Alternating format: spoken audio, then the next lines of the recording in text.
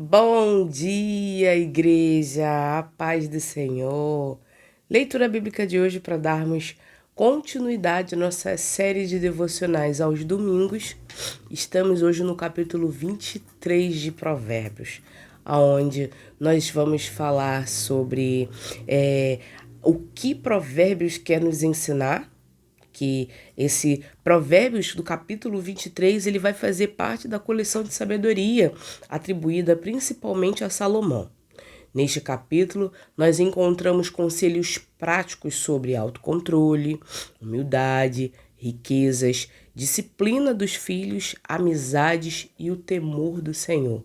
E corrobora da sequência ao estudo da semana anterior, que nós falamos sobre vaidade e sobre orgulho. E nós fechamos o dia de ontem sobre exatamente a humildade, que é isso que o Senhor nos chama para sermos humildes, né? Se somos humildes, nós conseguimos andar com Ele. O objetivo desse capítulo não é apenas transmitir conhecimento, mas tornar um caráter que honre a Deus. Esses ensinamentos, eles mostram que a verdadeira sabedoria não está apenas nas aparências, nem nas riquezas, mas em um coração guiado pelo temor do Senhor. Esse estudo ele vai ser uma sequência praticamente do estudo de ontem, né? Que aprendemos sobre a humildade, a como sermos diante de Deus, a buscarmos a honra e a glória dele e não a nossa mesmo. Vamos começar com o nosso versículos chaves, versículos do 1 ao 3. Quando você se assentar para comer como autoridade, observe com atenção quem está diante de você e coloque uma faca à sua própria garganta se você estiver com muito apetite. Não cobice as iguarias que ele oferece, pois são comida enganosa. Comer com alguém poderoso é um teste, não apenas um jantar. A expressão colocar uma faca na garganta é uma hipérbole, um exagero intencional, para ordenar o controle absoluto dos impulsos. O banquete pode ser uma armadilha para testar a sua ganância, sua falta de modos ou sua vulnerabilidade. Em jantares de negócios, reuniões corporativas ou eventos com superiores, o foco não é a comida ou a bebida grátis, é a sua postura. Demonstre moderação e foco estratégico. Nunca desespero. Ou seja, o fato de colocar a faca na garganta não é para nos ferir, mas sim para nos controlar, andarmos em controle. Em controle de quê? Não sermos exagerados demais e nem sermos retraídos demais. Sempre na medida certa. Tudo é na medida certa. Versículo 4 e 5. Não esgote as suas forças para enriquecer. Tenha bom senso e saiba parar. As riquezas desaparecem assim que você nelas põe os olhos. Criam asas e voam para o céu como águias. O texto não condena o trabalho, mas o esgotamento obstinado pela riqueza. O famoso burnout pela ganância. O dinheiro é volátil, por natureza. Tratá-lo como objetivo supremo da vida é prosseguir o vento.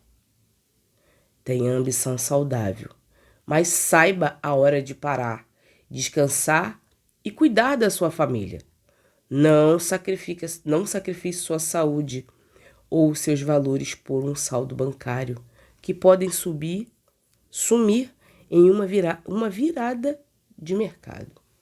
Ou seja, não devemos colocar o trabalho acima da nossa família, acima da nossa união, acima do amor ao próximo, acima de nós mesmos. Porque certamente, em um momento ou outro, a virada acontece. E se essa virada acontecer, será que eu estou preparado ou preparada para as quedas? Por isso que Salomão está nos alertando. Versículo 6 a 8. Não coma na mesa de um homem mesquinho, nem cobice suas iguarias, pois ele é o tipo que calcula cada centavo. Coma e beba, diz ele, mas o coração dele está com você? O coração dele não está com você. Você vomitará o pouco que comeu e desperdiçará as suas palavras gentis. Aqui é bem forte esse versículo, porque aqui nós estamos lidando com pessoas mesquinhas, que te oferecem banquete, te oferecem jantar, mas por trás fica, ai, tá comendo muito, caramba, vai acabar com a minha comida. Poxa, o mesquinho, ele até te dá o banquete, mas tem algo por trás disso aí. O homem mesquinho, no original, aquele que tem o olho mau, oferece coisas bem interessantes, ou por interesse ou por obrigação, mas fica rastreando o custo que você está consumindo. A conveniência com pessoas falsas e calculistas gera um mal-estar tão grande que o banquete acaba se tornando indigesto. E você vomitará o que você comeu. Recuse favores ou convites de pessoas que cobram o preço de tudo que dão. Relacionamentos comerciais ou pessoais baseados na pura mesquinhez e contabilidade de interesses azedam rapidamente. Versículo 9. Não fale ao tolo, pois ele desprezará a sabedoria das suas palavras. O tolo, arrogante, não quer aprender. Ele só quer a validação ou debate. Gastar argumentos profundos e conselhos valiosos com quem já decidiu ser ignorante é desperdício de energia, tanto física quanto mental. Vou até beber minha água, porque as pessoas, elas não querem ouvir a verdade. Elas querem uma validação pessoal. A confiabilidade de falar para você algo e você falar, não, você tá certo. E se você fala que tá errado, a primeira coisa que a pessoa faz é se sentir mal. E isso é uma coisa ruim. Porque a pessoa ela tá buscando somente a sua validação, não o seu conselho. Eu lido com pessoas assim diariamente, que querem o meu apoio, a minha validação, mas na hora de eu falar que está errado, que precisa ser corrigida a rota, as pessoas não estão dispostas a corrigir. Isso é triste, porque é um dano pessoal, somente da pessoa. Porque se eu tenho alguém que sabe um pouco mais do que eu, o que eu devo fazer? Ter a humildade de pedir ajuda. Fulano, você me ajuda a fazer tal coisa? Fulana, você pode me orientar? Você pode me ajudar? Não como uma forma de, eu não estou conseguindo e eu quero conseguir, mas uma forma de quê? De garantia, de você sabe e eu preciso aprender. Me ajuda. Pedir ajuda não é vergonha. Versículo 10 e 11. Não mude de lugares, não mude de lugar os antigos marcos de prioridade. Nem invada as terras dos órfãos, pois o defensor deles é forte, pleitará a causa deles contra você. Reitero o aviso do capítulo anterior, mas foca nos órfãos, os mais vulneráveis da sociedade jurídica da época. O defensor aqui traduz a palavra hebraica, Goel, o resgatador, o vingador da família. Como o órfão não tem um pai terreno para defendê-los, Deus assume o papel de Goel dele. Deus assume o papel de defensor. Eu já tive muita defesa de Deus, mas para isso eu tive que deixar Deus se projetar na minha vida. Como? Como que você faz isso? Através do calar-se. Quando a gente se cala, Deus fala por nós. Deus fala pela nossa vida. Não precisa eu falar. Deus fala por mim. E é lindo quando Deus te defende. Aplicação. Nunca use da força jurídica, financeira ou técnica para passar a perna em alguém mais fraco ou desinformado. A conta desse tipo de injustiça será cobrada diretamente pelo Criador. Versículo 12. Aplique o coração à instrução e os ouvidos às palavras de conhecimento. O conhecimento exige intencionalidade. O coração precisa desejar, aplicar, e os ouvidos precisam filtrar atentamente o que presta. Seja um estudante intencional da vida. Separe momentos de seu dia para ler, ouvir mentores e estudar assuntos que melhorem o seu caráter e a sua profissão. Versículo 13 e 14. Não evite disciplinar a criança. Se você a castigar com a vara, ela não morrerá. Castigue a você mesmo com a vara, e assim livrará da sepultura. A ausência de limites e de correção firme na infância empurra o indivíduo para caminhos de criminalidade, vícios ou inconsequência que podem abreviar a sua vida, a sepultura. Corrigir no tempo certo é um ato de salvamento. Aplicação. Educar com amor exige a coragem de dizer não e aplicar a consequência quando os limites são quebrados. O desconforto da disciplina hoje poupa a tragédia de amanhã. Minha mãe uma vez me deu um conselho. E ela dava esse conselho para muitas pessoas que vinham perguntar para ela. Minha mãe teve 3 filhas. E as 3 filhas dela são 3 filhas caretas. Vamos dizer assim. Nós fomos criadas por ela e ela dizia para as pessoas: o dia que você for criar o seu filho, acho que ela pegou esse versículo de Salomão e levou ele muito a sério. E ela disse assim: minha filha, o dia que você tiver um filho, faz o seguinte, diga não para ele. Aí eu fiquei assim, por que dizer não? O não, ele vai evitar muitas coisas. Porque se você disser sim para tudo, quando você não tiver, o que vai acontecer? Ele vai querer te bater, ele vai querer te matar para poder conquistar aquilo que ele quer. Ele vai roubar para ter. Ele vai matar para ter.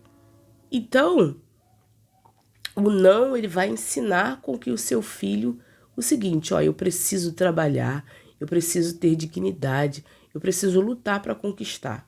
Você pode ter para dá-lo, mas diga não. E depois, quando ele se esquecer, você vai lá e dá. Como quem não quer nada. Então, seu filho precisa entender o valor que as coisas elas têm.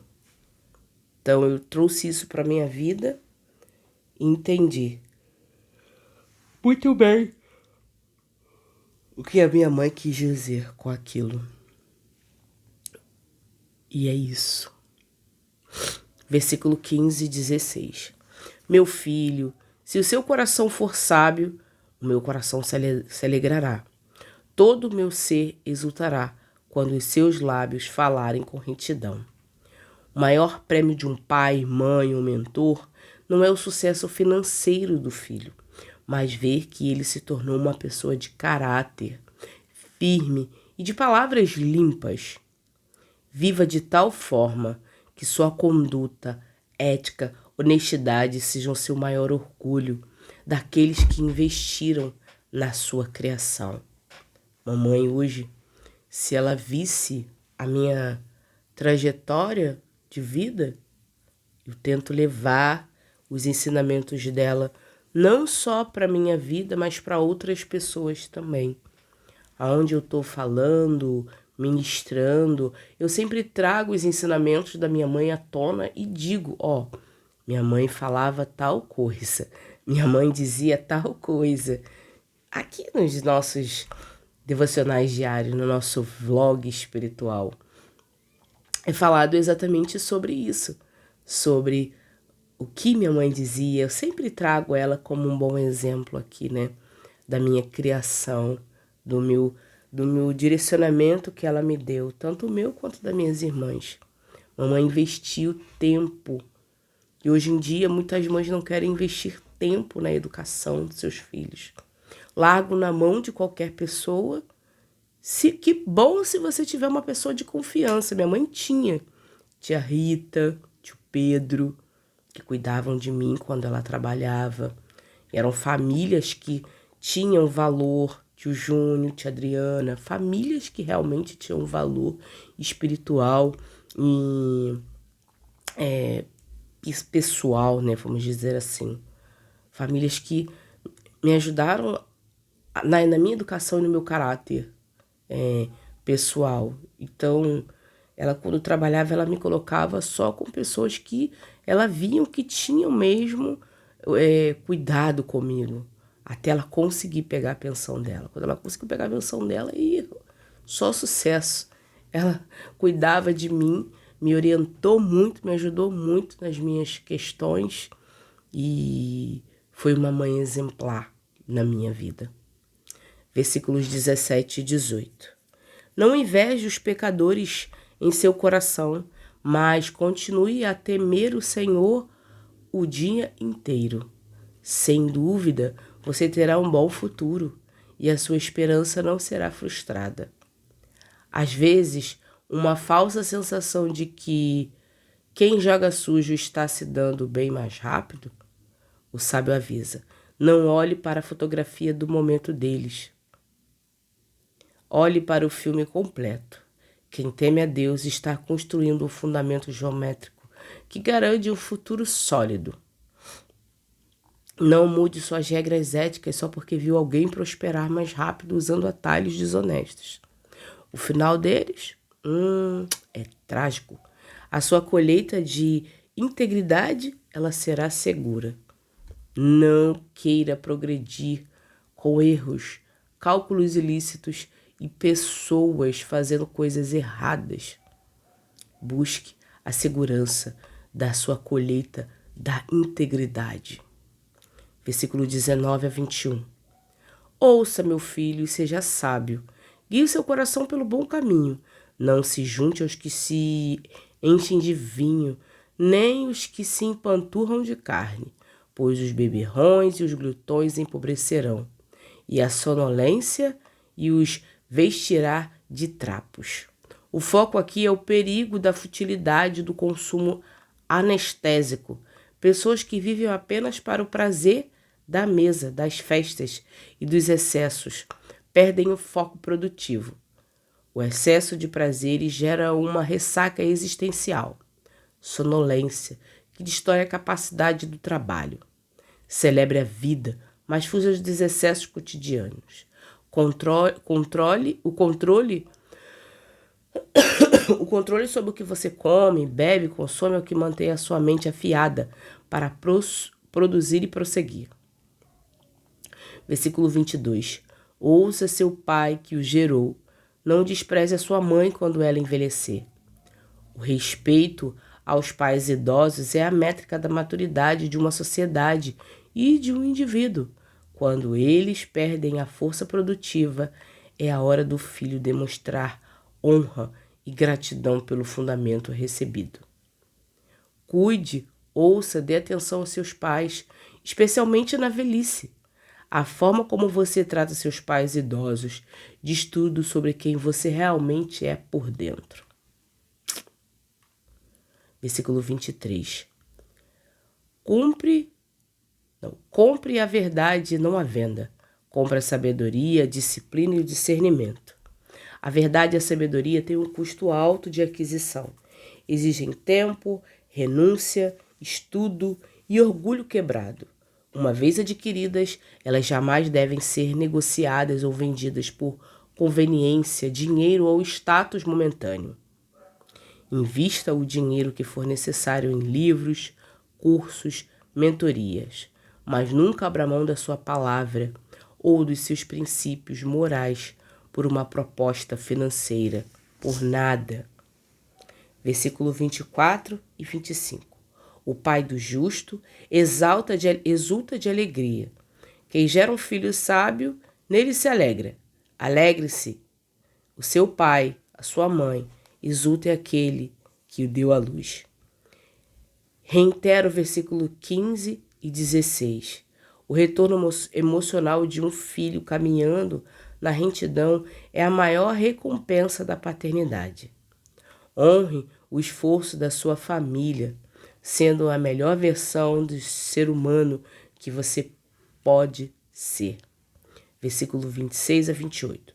Meu filho, dê-me o seu coração, mantenha os seus olhos em meus caminhos, pois a prostituta é uma cova profunda e a mulher perversa é um poço estreito.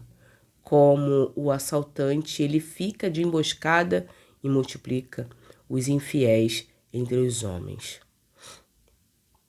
Cova profunda e poço estreito são armadilhas das quais é quase impossível de sair sozinho. A imoralidade sexual e os relacionamentos destrutivos agem de surpresa, como um assaltante, e desmoronam casamentos, ministérios e finanças. Proteja seu coração, entregando sua atenção e conselhos sábios. Vigie suas inclinações e afaste-se dos flertes ou situações que colocam sua aliança e a sua paz em risco. Versículo 29 ao 35. De quem são os ais? De quem as tristezas? De quem as brigas? De quem as queixas? De quem as feridas desnecessárias? De quem os olhos vermelhos? Dos que se demoram bebendo vinho? Dos que andam à procura de bebidas misturadas? Não fique olhando para o vinho quando está vermelho, quando cintila no copo e escorre suavemente. No fim, ele morde como cobra e envenena como a víbora. Os seus olhos verão coisas estranhas e a sua mente imaginará coisas perversas. Você será como quem dorme no meio do mar, como quem deita no alto do mastro de um navio e dirá: me bateram, mas eu não senti nada. Espancaram-me, mas eu não percebi. Quando acordei, para que possa buscar mais do que a bebida. Um dos textos mais impressionantes e realistas da literatura antiga sobre o alcoolismo e a dependência química. Salomão desconstrói o marketing do vício. No início, brilha, escorre suave e promete anestesia. No fim, morde como uma serpente. O texto descreve a perda de sentidos e alucinações. Olhos vermelhos são coisas estranhas. Os olhos verão coisas estranhas. O perigo iminente ignorado. Dormir no topo do mastro. E o ciclo trágico da figura, quando acordarei para buscar mais. Identifique qualquer comportamento de fuga ou dependência da sua vida no álcool, jogos, pornografia, redes sociais, que comece suave, mas termina roubando seu controle. O vício cega o homem para o perigo e destrói a sua dignidade. Busque a sobriedade como um estilo de vida inegociável. Resumo do capítulo 23 de Provérbios. Foca no governo de si mesmo. Ele nos mostra que as maiores ameaças ao nosso futuro geralmente não vêm de fora, mas do nosso próprio estômago, dos nossos olhos e das nossas fraquezas não dominadas. 3 chaves para a nossa semana.